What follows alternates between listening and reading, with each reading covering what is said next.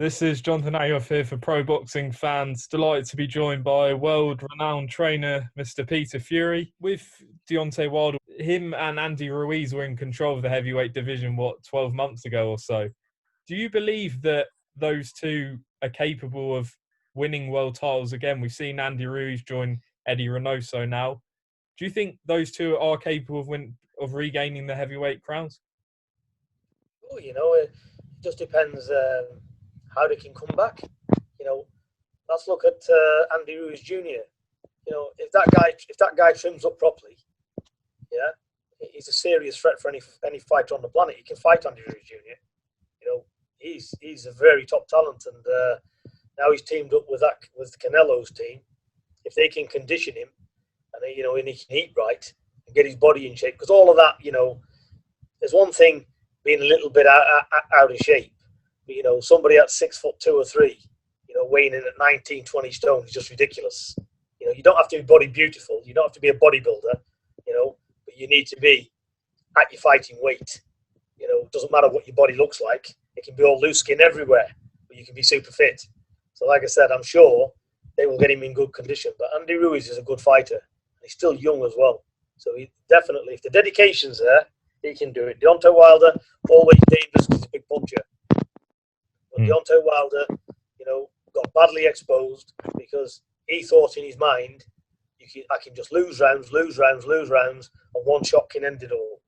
Well, it went sadly wrong for him. He's never been put on the back foot. So it's a big lesson learned for Wilder. So can Wilder educate himself from that and come back from it? That's up to him. But yeah, it's possible. Of course it is. And did you watch Lomachenko and Lopez last week? I did, and Lomachenko just didn't do enough. He's a brilliant technician with the footwork in and out. And he left it a bit too late. He did win. So I had him winning probably 3 or 4 of the later rounds. Towards the end, it wasn't enough. He lost all the early rounds. He wasn't doing anything.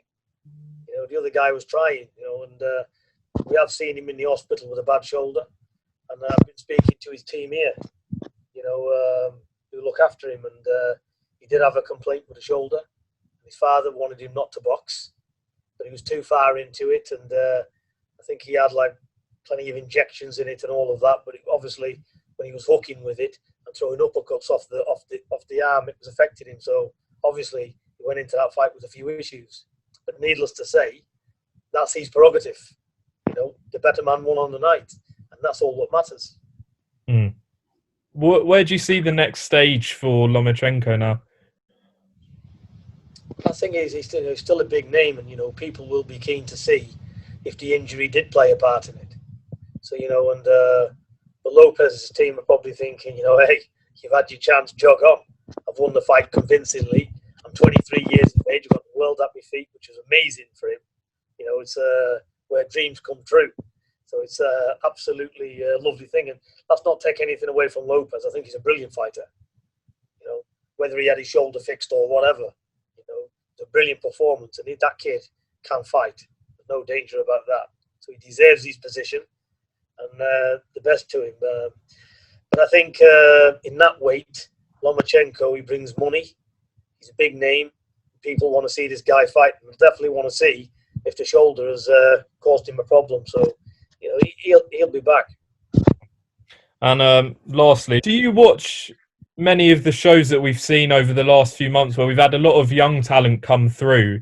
Is there anyone, particularly in the UK, that you've really been impressed with that's really stood out for you? I was very impressed with Mark Leach.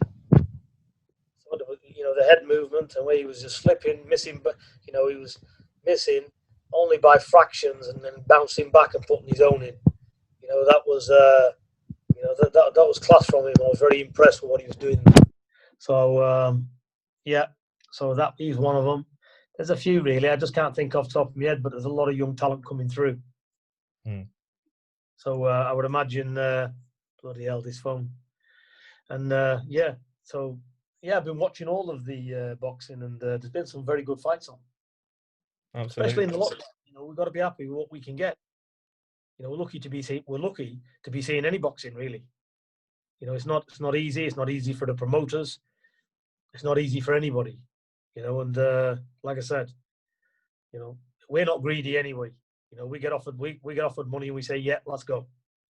So, like I said, you know, we understand the position and we're grateful for the opportunities and getting these fights. So we'd like to thank everybody who's been involved setting these fights up. So, you know, we're very fortunate to be in a position where, you know, Savannah's been able to fight and Yui's been able to fight this year as well.